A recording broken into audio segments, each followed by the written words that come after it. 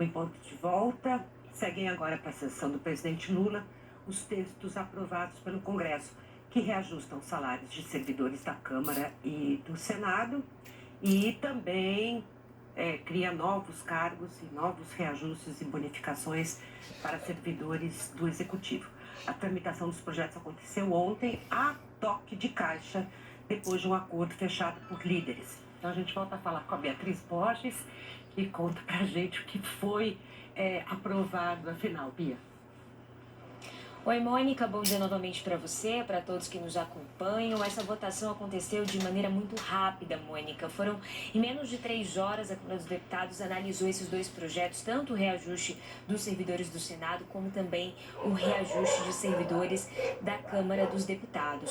No caso do reajuste de servidores do Senado, esse projeto já tinha sido aprovado pelos senadores, aí passou pela Câmara dos Deputados e agora vai para a sanção do presidente Lula. No caso do reajuste dos servidores da Câmara, o projeto foi apresentado pela mesa diretora da Câmara ontem mesmo, teve um acordo entre os líderes, já foi aprovada a urgência, foi analisado na Câmara dos Deputados, depois foi aprovado pelo Senado e também segue para a sanção do presidente Lula. Esses textos, eles trazem uns reajustes anuais entre o período de 2026 até 2020.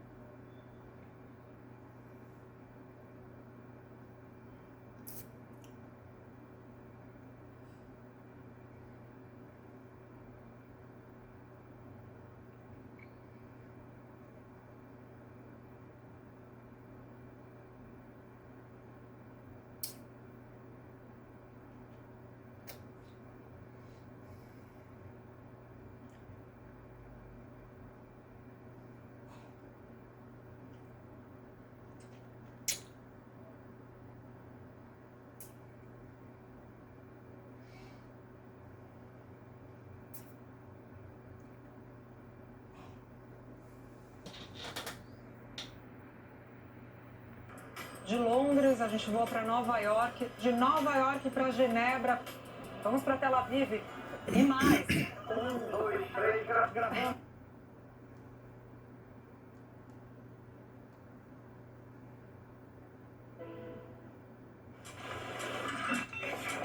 Quanta coisa cabe num do...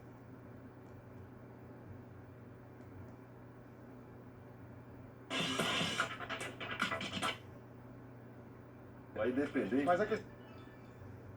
Realmente, só... Se a assinatura flui.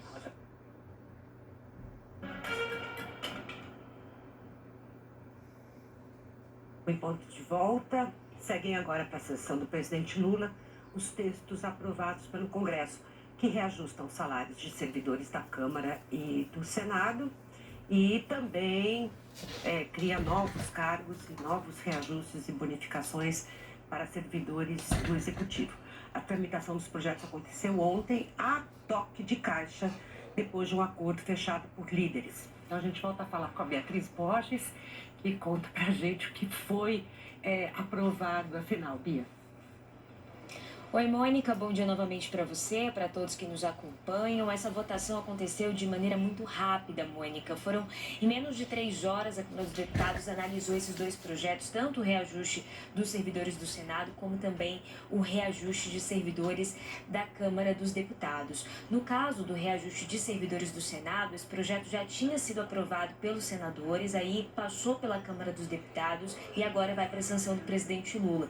No caso do reajuste dos servidores da Câmara, o projeto foi apresentado pela mesa diretora da Câmara ontem mesmo, teve um acordo entre os líderes, já foi aprovada a urgência, foi analisado na Câmara dos Deputados, depois foi aprovado pelo Senado e também segue para a sanção do presidente Lula. Esses textos, eles trazem uns reajustes anuais entre o período de 2026 até 2029 no salário base dos servidores, também prevê, por exemplo, uma licença, períodos de folga para esses servidores, uma gratificação e no final, esse aumento, somando essas gratificações, os servidores eles podem, em alguns casos até mesmo, ultrapassar aquele teto do serviço público, aquele teto de R$ 46.366. A gente trouxe aqui uma tela trazendo alguns pontos, então, do que foi aprovado nesses textos analisados pelos parlamentares ontem. Então, a gente tem, por exemplo, no Senado, carreira inicial, a gente tem um aumento gradativo desse salário de R$ 3.334 chegando a R$ 5.863 em 2029 com esses reajustes. Além disso, na Câmara também estão previstos aumentos de 8% a 9,25%, a depender do cargo. Então, por exemplo, quando a gente fala de secretário legislativo, tem um aumento de 8%, comissionado tem um aumento de 8,63% e de cargo efetivo de carreira 9,25%. Também está prevista uma chamada gratificação de desempenho e alinhamento estratégico, que pode chegar a 100% do benefício básico dos funcionários. Ela tem uma variação entre 40% e 100% desse salário básico. Também foi aprovada uma chamada licença compensatória, que é em virtude, segundo a legislação, do relevante acúmulo de atividades de uma função relevante. Essa licença, ela é de, no mínimo, o funcionário ele vai ganhar um dia de folga para cada, no máximo, um dia de folga para cada 3 dias trabalhados e, no mínimo, um dia de folga para cada 10 dias trabalhados. E caso ele não utilize essa folga, ele pode ganhar essa folga em forma de remuneração. Além disso, também, somando, como eu disse, essas gratificações, os funcionários das casas, eles podem conseguir ultrapassar esse teto estabelecido de R$ 46.366. De acordo com o presidente da Câmara dos Deputados, o deputado Hugo Mota, 72 funcionários da casa iriam entrar nesse fura-teto. A gente separou uma fala de Hugo Mota a respeito dessa aprovação. Vamos ouvir o que ele disse. Nós estamos aqui discutindo apenas a parte dos servidores de carreira que já recebem o teto do seu salário. Já recebem o teto permitido pela lei brasileira, que inclusive é o teto que nós, deputados, recebemos. Nós estamos aqui tratando desses servidores que passarão a ter, e aí nós vamos definir a abrangência na casa, o direito de receber extrateto pelas funções que ocupam. Funções de coordenação, de direção, de responsabilidade aqui na casa. O que dizer? Quer dizer, o presidente admite, nós estamos discutindo aqueles que têm cargos, chefias, comissões, que já ganham o teto e que agora vão ganhar mais que o teto. Mais que o próprio presidente da Câmara. Quer dizer, que tipo de serviço extraordinário que prestam servidores do Legislativo que devem, precisam ganhar acima do teto, o teto do salário para a carreira, para a qual ele fez o concurso. Léo Arcoverde está aqui comigo, a gente vinha acompanhando várias vezes, né, Léo, discussões sobre reforma administrativa, conversamos com a ministra da Administração e Gestão, Esther Dweck, conversamos com Pedro Paulo, ouvimos o presidente da Câmara falar em reforma administrativa, cujo principal foco era justamente acabar com esses penduricalhos. Os penduricalhos que, além de serem injustos em relação à lei do teto, ou seja, ferirem o princípio da lei do teto, que é o salário do presidente da República, ele ainda tem o benefício de criar esse benefício sem imposto de renda, porque é considerado uma verba indenizatória. Está indenizando de quê? O povo brasileiro está indenizando o quê para esses servidores, Léo? Me diga. Você indenizando o quê? Você indeniza juiz, você indeniza Ministério Público, você indeniza Defensoria, que também quer, auditor do Tribunal de Contas, e agora chefes do Legislativo. Está indenizando pelo quê? pelo fato de que eles trabalham na jornada 3 dias folga normal, 1, não, essa jornada habitual. extraordinária que se propõe, né? E agora ainda vai ter uma vantagem de, a cada 3 dias, uma folga que pode ser remunerada. O Mota é paraibano, né? É lá do meu estado, Rio Grande do Norte. Eu fiquei pensando assim, Mônica, enquanto eu ouvia a fala dele, que realmente nada contra dizermos que buscar a reestruturação das carreiras dos servidores, da Câmara. Mas ontem mesmo a gente trazia no encontro quanto que era o salário de entrada de quem trabalha em restaurante, quem trabalha, o pedreiro e o carpinteiro na construção civil, a gente falava R$ 1.800, R$ 2.300. E olhe lá. Acabamos de falar com o Rômulo Saraiva, especialista em direito previdenciário, aposentados que ganham ali R$ 1.500, R$ 1.800, R$ 2.000, que estão com dinheiro roubado. Aí se está buscando aí uma valorização de quem já ganhou o teto. E a questão, Mônica, que foge um pouco até de que qualquer convenção e transação que é feita ali pelo parlamento, que tem legitimidade para mudar as leis do país, é para isso que existe, é que a Constituição traz o teto. O teto é constitucional. Então, E a administração deram pública, jeito. a administração pública tem ali, logo que chama CAP, você gosta de falar a sua OAB, tem ali com princípios em pessoalidade, moralidade, publicidade. Essa discussão foi tomada antes, a sociedade soube dessa discussão? Isso é publicidade da administração pública. Não foi nem discutido, porque havia uma discussão para fazer uma reforma administrativa. Isso que está falando, o cinismo, a cara de pau nesses momentos é que eles enchem a boca para falar de uma reforma administrativa que possa contemplar a remuneração ótima para servidores e tudo mais, cobrar o desempenho, né, cobrar a prestação de serviços para a população que paga esses salários, o contribuinte. Havia um relator, o deputado Pedro Paulo, que vira e mexe estava lá defendendo a tentativa de encaixar a reforma administrativa nesse debate insano que acontece no Congresso, totalmente dísparo, sem nenhum tipo de coerência. Nada disso valeu.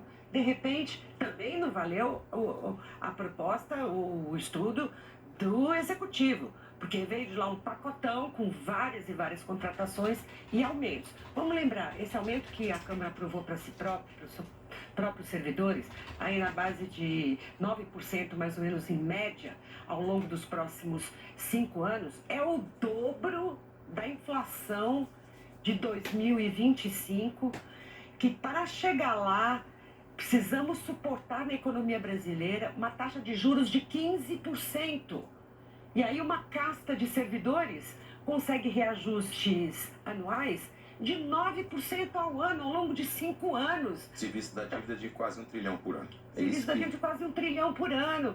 Então, a lógica é muito dura, né, Léo? Porque a gente passou o ano passado aqui, para conseguir dar isenção de imposto de renda para quem ganha R$5.000, a gente precisou de compensar esse imposto com os mais ricos. Houve várias criações de novos impostos, IOF, fundos e tal. Por quê? Qual era a alegação que o governo fazia? Nós temos que tirar dos mais ricos para beneficiar os mais pobres, para ter uma gestão melhor, para o Estado chegar mais perto, não era isso? Na educação, na saúde, na habitação. Aumentamos o imposto e as castas mais poderosas da República vão lá e capturam uma parte, seja em emenda, seja em fundo partidário, seja em fundo eleitoral, seja em aumento para castas que já são os maiores salários do país, da República. Então, como é que você acredita nessa alegação que o governo faz, que aumenta o imposto para resolver problema dos pobres, quando na verdade acontece exatamente o contrário? Exatamente. E, Mônica, eu falei da Constituição, gasto novo tem que ter compensação, não por também, e era bom que tivesse, dos nossos gestores e legisladores, um compromisso com a responsabilidade fiscal. Há uma lei que determina isso. A Lei de Responsabilidade Fiscal, uma lei complementar, entrou em vigor ali no ano 2000, segundo mandato de Fernando Henrique Cardoso. Então, o que aconteceu ontem avança sobre preceitos constitucionais, as normas estão lá em cima, no ordenamento jurídico, Lei de Responsabilidade Fiscal, porque se quis aprovar aquilo, né? Então, é o que a gente assistiu. Vamos ouvir o deputado Pedro Paulo, que ele é o relator da reforma administrativa da Câmara, ele tenta defender, dá entrevista e tal, e falou sobre esse tema na votação de ontem, votação que foi simbólica. Não houve votação nominal, não houve votação lá no painel eletrônico. Vamos acompanhar o que o deputado falou. Importante registrar que eu não sou contra reajustes recomposição salarial, reestruturação de carreiras no serviço público, desde que tenham recursos e cumpram a lei de responsabilidade fiscal. Mas essa foi só uma parte do projeto aprovado hoje na Câmara. O problema está na outra parte, que é a criação de penduricários, como, por exemplo, a licença compensatória, que vai significar na prática para uma elite de servidores privilégios, salários muito acima do teto constitucional. Por isso eu votei contra, porque é contra exatamente isso que nós lutamos na reforma administrativa e que a sociedade espera de nós. Balsa também está aqui para analisar isso, para saber explicar para a gente como é que foram as costuras, né? Quer dizer, nem o Congresso, nem o governo exige responsabilidade fiscal, a cumprimento da lei, e o governo também bota lá seu pacote que custa 5 bilhões e 300 milhões de reais sobre a própria estimativa, com a própria estimativa que a ministra Esther Dweck fez. A estimativa do Congresso também ninguém tentou compensar. Isso quando foi aprovado um orçamento, lá no final do ano passado, que nem dizia que ia ter esse ajuste. Então, como é que se consegue isso a toque de caixa? Hein? Qual é a mágica do Congresso Nacional, Balsa? Pois é, Mônica, antes de tudo, muito bom dia, meu amigo Léo Arcoverde, um prazer estar aqui contigo, meu caro. Olha só, Mônica, foi um acordão, teve ali uma junção de interesses. De um lado você tinha um projeto do governo federal para criar 16 mil vagas dentro da estrutura de cargos do governo, reestruturar carreiras, etc. Dessas 16 mil vagas, boa parte para a educação, né? São cargos ali de servidores dos institutos federais, técnicos, professores, para expandir a rede dos institutos federais. Isso era uma coisa, isso era de interesse do Poder Executivo. Aí tinha o interesse do Hugo Mota na criação do Instituto Federal do Sertão Paraibano, com sede em Patos, na Paraíba, a cidade do Hugo Mota. Então o Instituto Federal da Paraíba, ele passa a ser dividido, vai ter ele continua existindo, o Instituto Federal da Paraíba, mas tem um outro braço, digamos assim, que é o do Sertão Paraibano. Então isso agrada muito o Hugo Mota no ano eleitoral. E do outro lado também o interesse do funcionalismo da Câmara e do Senado Federal. Eles têm um poder de pressão, de lobby ali junto aos parlamentares. Então, no fim das contas, juntou tudo nessa salada e a toque de caixa eles aprovaram depois de um grande acordão. O que é muito ruim. Eu acho que você tem toda uma discussão do conteúdo dessas propostas, mas o método é muito ruim, porque a gente não consegue nem entender direito o que aconteceu. Você junta coisas muito diferentes, pensa um projeto no outro, vota tudo muito rápido e fica difícil, não tem transparência, a gente não consegue nem analisar. Quando a gente coloca uma lupa no que foi aprovado, você tem essa discussão, vagas do Instituto Federal, tá?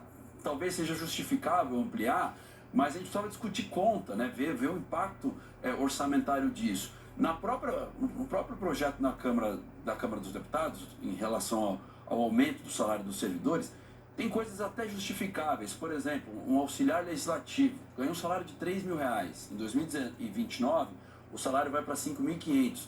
Tudo bem, isso talvez faça sentido. Mas daí você vai para o consultor legislativo, o salário dele vai dobrar de 12 para 24 mil em 3 anos. Não é justificável. Não é justificável ter uma bonificação, uma gratificação que chegue ao valor do salário base. Isso não é razoável, o brasileiro não entende isso. Criar a escala 3:1 e aí o servidor ele pode ser compensado. Então nada disso é razoável e contribui para um processo de despolitização, de ódio, de rejeição da população à classe política, né? E expõe a hipocrisia também do Congresso Nacional, que fica falando ano sim, ano não, de austeridade, mas não faz o seu trabalho. Enfim, muito complicado. E explica, Mônica, um último ponto, porque até agora o Congresso nunca quis votar o fim dos supersalários no Judiciário, reforma da Previdência dos militares, porque também não quer fazer o seu dever de casa. Da realidade supersalário, né? E conta sobre o contribuinte. Mas é justamente sobre esse assunto que a gente quer conversar com o Marco Antônio Teixeira, que é cientista político, professor da FGV, já está em cima da hora da aula, né, professor? Eu sei que nós temos que fazer uma entrevista mais rápida, mas eu queria ouvir, porque a gente toma um susto, né? Eu repito, a gente que entrevistou ontem o líder do governo, Randolfo Rodrigues, aqui, ele não mencionou nada sobre um pacotaço desse que estava já na pauta, discutida na reunião de líderes da semana passada. É óbvio, né? Então, a ideia é justamente joga isso aqui correndo a prova do jeito que for e depois a sociedade se vire para digerir um projeto como esse. Qual é a opinião que o senhor tem sobre o modo de aprovar e o tema em si, né? Olá, Mônica. Primeiro, bom dia a você, né? Prazer estar aqui contigo. Bom dia, Léo Arcoverde. Bom dia, Balsa. Prazer te ver, né? Falávamos muito durante muito tempo. É muito bom te ver aqui fazendo seus comentários também, né? Obrigado. Eu acho que tanto você, Mônica, quanto Balsa, quanto o Léo, resumiram a indignação.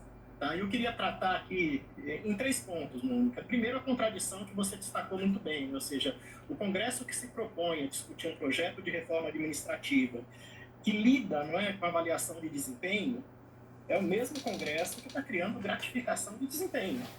Tá? O Congresso que se propõe a discutir controle de gastos na reforma administrativa é o mesmo Congresso que está ampliando os gastos. Não é? Então, há uma contradição muito grande e ela se acentua ainda mais quando esse projeto de reforma administrativa se propõe a discutir a austeridade enfrentando privilégios. E como vocês bem colocaram, esse projeto aprovado ontem na Câmara dos Deputados, né, a toque de caixa, com celeridade, ele acentua os privilégios. Né? Então, é inaceitável que uma discussão dessa natureza ela passe, não é assim que um debate público seja promovido, ou seja, não houve tempo nem para isso. Né? Então, note bem, a reforma administrativa lida com extinção de privilégios. O projeto da reforma administrativa sequer está na agenda, está previsto para 2027, duvido, não é, que vai ocorrer em 2027. Enquanto este projeto que aumenta gastos, ele foi aprovado muito rapidamente. Né? Então o Congresso, a Câmara dos Deputados, no caso, precisa se olhar no espelho e perguntar o seguinte: eu tenho o direito de reclamar da imagem que eu tenho quando uma postura dessa natureza vem a público, que não é só aprovar este conteúdo, mas o procedimento, a forma como o conteúdo foi aprovado. Tem uma outra questão, Mônica, Léo e Guilherme Balsa, que é muito importante. Nós estamos falando de dinheiro público. Tá? A verba do Congresso e de qualquer poder legislativo vem do contribuinte. Isso é muito importante ser dito, não é? E se discute a alocação de dinheiro público de forma patrimonial, como se fosse das pessoas. Tá? A gente vê isso muito na emenda parlamentar, ou seja, o parlamentar leva dinheiro para onde ele quiser e para onde interessa do ponto de vista eleitoral, tirando aí o critério do debate público, da audiência pública, ou mesmo da alocação a partir da escolha daquilo que é essencial. Essa decisão obedeceu o mesmo critério, ou seja, se discute aí o fim da escala 6x1, mas instauraram, ou querem instaurar agora, uma escala 3x1, tá? Ao criar a licença compensatória. E aí tudo bem, vamos imaginar, essa licença compensatória passa, qual vai ser o critério de controle? Será que tem uma avaliação de desempenho, ou seja, as pessoas que estão tendo direito a essa licença, elas realmente trabalharam adequadamente, tiveram produtividade que justifique isso? Eu duvido que tenha um sistema de controle adequado para essas questões. E a terceira questão, Mônica, você também colocou aí agora há pouco, é que isso reforça privilégio. Tá? E ao reforçar privilégio, a gente vai um pouco para a fala do Balsa, ou seja, como é que fica as pessoas que são terceirizados na Câmara, por exemplo, a pessoa que serve café, que faz a limpeza, que ganha ali pouco mais com salário mínimo, que trabalha quase que de domingo a domingo. Quando ela vê que algumas pessoas, além de ganharem e ultrapassarem o teto, né, o que é, obviamente, algo absolutamente inaceitável quando se começou um governo em um ano legislativo em 2022, 2023, discutindo austeridade fiscal, tá? Quando essas pessoas observam que uns têm mais direitos que outros, né? Como é que fica você imaginar um país que trata os cidadãos, ou deveria tratar os cidadãos como iguais? Tá? Então, assim, nós estamos dando passos para trás. Ao invés de combater o patrimonialismo, nós estamos fortalecendo o patrimonialismo. Exatamente. Professor Marcos, sempre um prazer conversar com o senhor. Eu sei que o senhor coordena pesquisas aí na GV que tratam justamente, abordam justamente, estudam a transparência institucional de órgãos de tribunais, de Ministério Público, Ministérios Públicos, Brasil afora. E aí eu queria te perguntar sobre controle social, que é uma coisa que vocês estudam. O senhor citou a palavra controle na sua resposta. Qual é o controle social possível para uma Câmara que faz o que fez ontem? Que decide tudo em conversa e vem com a decisão como essa, que quando a gente sabe é que a decisão já foi tomada. O que dá para se fazer? O que a sociedade pode fazer? Só para grifar, foi um acordo entre governo, oposição e centrão. Foi um acordo... Governo legislativo como todo. É o legislativo... Ninguém soltou a mão de ninguém. Todas as partes. Não houve nenhuma revolta ali em nome do contribuinte. Foi um acordão, Mônica, né? Tá parecendo uma resistência à CPI da Master aí, não é? Ou seja, ninguém quer que isso aconteça porque ela é absolutamente democrática no sentido de atingir todo mundo, não é? Então, Leonardo, voltando à sua conversa, tem um erro de início, né? Que é não deixar que o debate venha público. Ou seja, o controle social já é prejudicado nesse momento quando os representantes eleitos pelo povo, eleitos pela sociedade, se nega a dar à sociedade o direito de debater uma decisão que retira dinheiro da sociedade. Só para você ter uma ideia, Leonardo, Balsa e Mônica, vou voltar a falar de dinheiro público. O orçamento do legislativo não precisa ser gasto. Tem poderes legislativos, a própria Câmara Municipal fez isso, não é? Que economizou dinheiro e devolveu para a Prefeitura. A Câmara de Belo Horizonte fez isso e vários outros legislativos também. E aí criou-se na política uma cultura que é o seguinte, olha, tem dinheiro sobrando, a gente precisa arrumar com o que gastar. Não, o gasto é prioritariamente com o interesse público. E o interesse público ele é definido, e aí a gente volta à ideia de controle social também, Leonardo Balsa, Leonardo Arcudede, Guilherme Balsa e Mônica, estão misturando todo mundo, não é? Quando você abre o debate público e as pessoas, diante da restrição de dinheiro, decidem ou ajudam os decisores a decidirem no que deve ser melhor alocado. Falando de Constituição, a Constituição brasileira tem previsibilidade disso. Os parlamentares que representam a sociedade, que deveriam zelar por isso, estão negando ao brasileiro, estão negando à sociedade os espaços para que elas possam, de alguma maneira, contribuir com esse processo decisório. E aí, finalizando, Léo, tem eleição em outubro, a melhor estratégia é anotar quem votou contra, quem votou a favor, e a melhor forma de você controlar é pelo voto. O voto é, por excelência, um instrumento de controle. Por quê? Porque ele autoriza carreiras políticas, mas ele pode impedir carreiras políticas também. Agora, obviamente, que para que isso aconteça, a informação tem que chegar cada vez mais ao público, né? E o público saber que esse deve ser também o critério de decisão. Mas no caso deles, eles aproveitaram e fizeram votação simbólica, ninguém precisou botar o nome deles nessa fatura. Guilherme Balsa, uma pergunta do senhor também. Vocês falaram de acordão, eu acho que faltou aí a gente lembrar também a questão da MP do gás, ou seja, tem um monte aí de situações que ajudaram nesse processo, ou seja, vamos atropelar todo mundo, não é? Exatamente. Professor, é um prazer voltar a falar contigo depois de tanto tempo. Eu lembro que quando eu era repórter em São Paulo, fiz algumas reportagens sobre esse mesmo tipo de situação na Câmara dos Vereadores, na Câmara Municipal, e a gente sempre conversava muito sobre isso. E minha pergunta vai nesse sentido, entender um pouco os desdobramentos de uma decisão como essa, na Câmara e no Senado Federal, o impacto disso no resto do país, nas assembleias legislativas, nas câmaras municipais. O senhor acha que há uma tendência dessas outras casas seguirem esse entendimento, isso gerar um efeito em cadeia, enfim, ampliar o problema? E também queria te ouvir um pouco sobre o impacto na imagem do Congresso no ano eleitoral e na despolitização da população. Muito importante, Balsa, a sua questão, porque normalmente vira efeito cascata, tá? Ou seja, as assembleias legislativas tendem a seguir, tá? E as câmaras municipais, sobretudo aquelas de cidades maiores, que têm carreiras, digamos assim, de elite instituídas dentro do legislativo, tendem a buscar isso também, né? Basta a gente olhar, Balsa, o imbróglio que tem aqui as carreiras de procuradores no município de São Paulo, né, com questão de gratificação, controle de fundo, essas coisas todas. Ou seja, esse é um debate muito importante porque as pessoas não percebem que o que está perdendo aí é dinheiro público que falta para a saúde, que falta para a educação e que falta para as políticas públicas, né? Então, isso reforça também a importância da eleição para o legislativo, né? Eu, como já tenho aí, Mônica, 60 anos de idade, tenho mais passado do que futuro, né?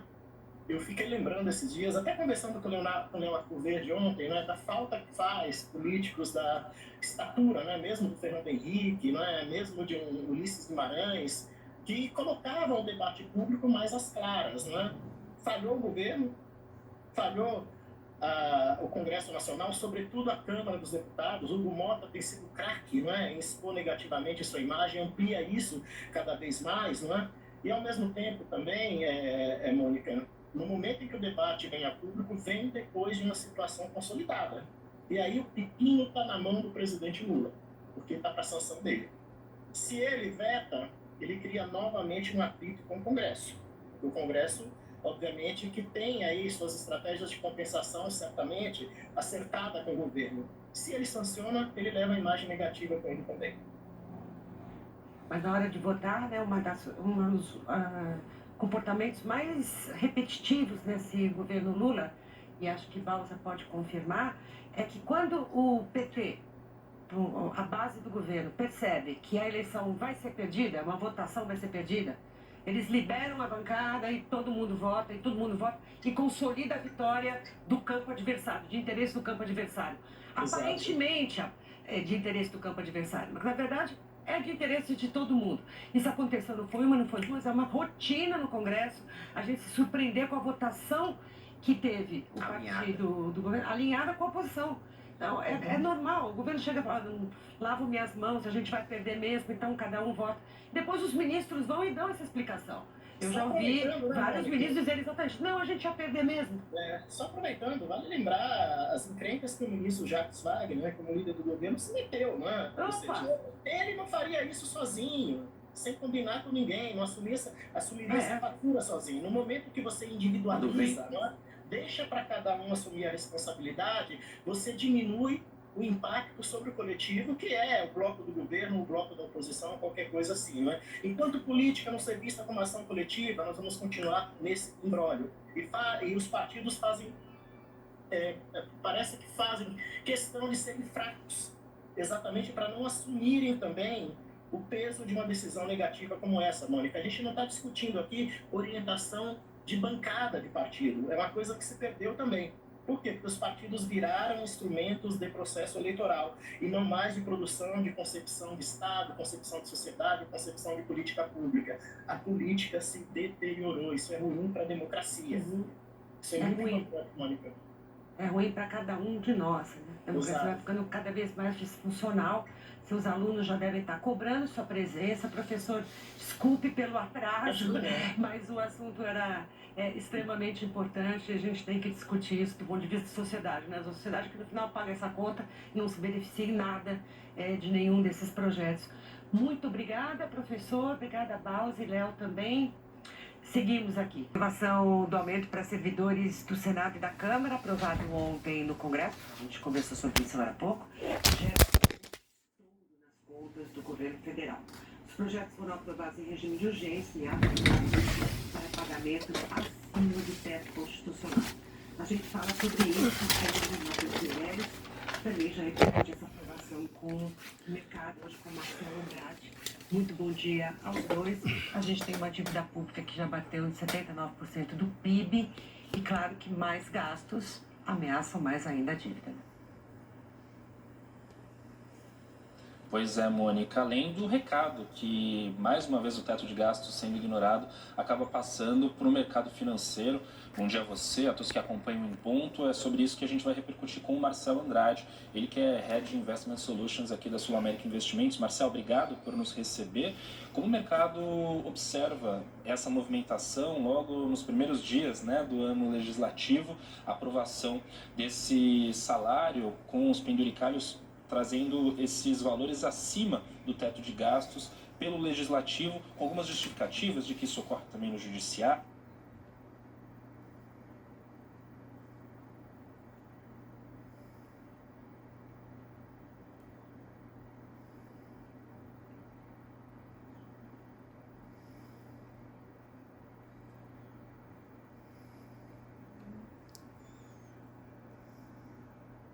Cerca de 140 diplomatas chineses trabalham em pelo menos 7 prédios espalhados por Londres. Pequim diz que quer juntar todos num só local. Mas a brincadeira por aqui é que quando os Estados Unidos inauguraram a nova embaixada deles, outro mega complexo na margem sul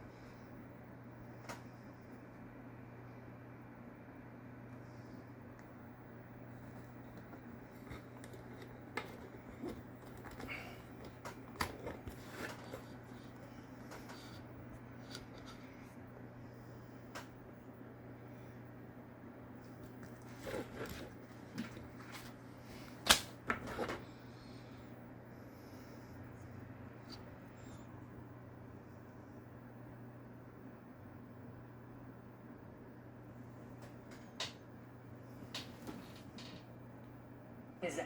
Em 2018, a China pensou, opa, precisamos de uma ainda maior. E nada grita mais poder do que uma embaixada de 20 mil metros quadrados no coração de Londres, Mônica. E ficará uma de cada lado do rio?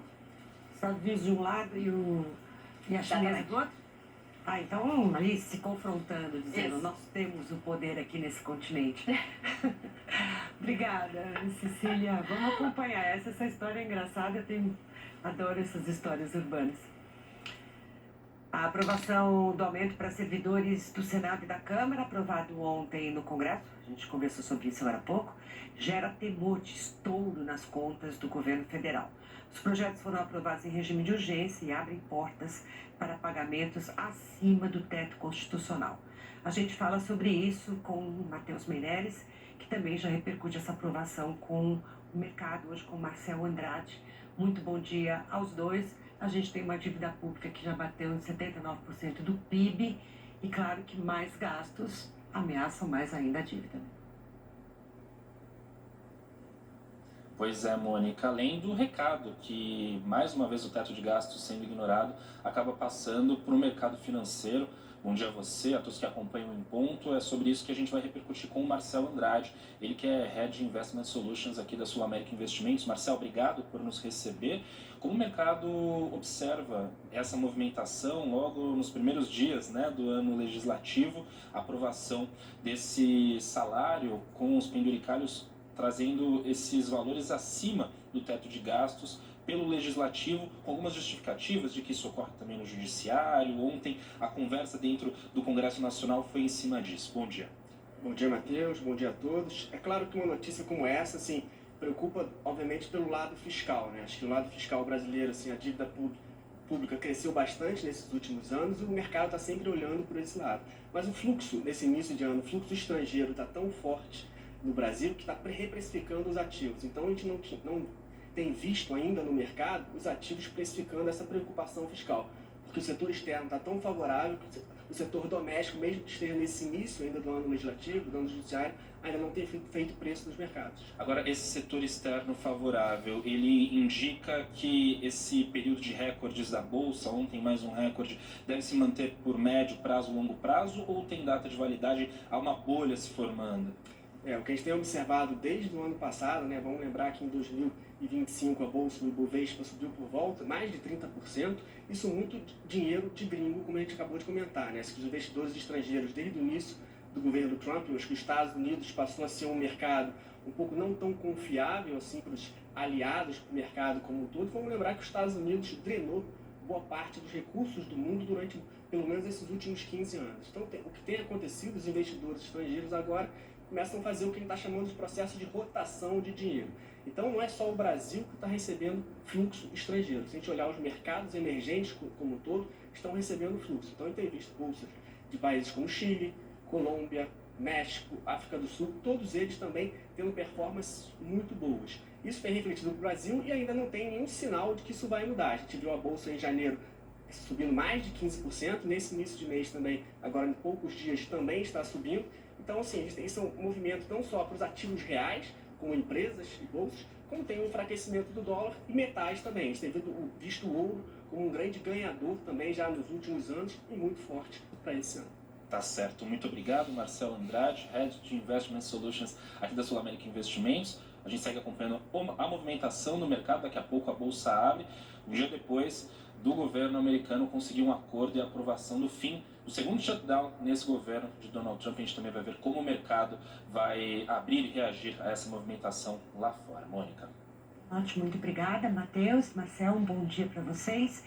E antes de terminar o Em Ponto, o Léo Verde está de volta aqui com informações sobre uma operação importante aqui em São Paulo, né, Léo? Exatamente, Mônica, uma operação da Corregedoria da Polícia Militar, informações apuradas pelo nosso colega Bruno Tavares da TV Globo. Eu consegui confirmar só a questão das prisões. São 3 policiais militares presos e também sendo cumpridos ao longo desta manhã 16 mandados de busca e apreensão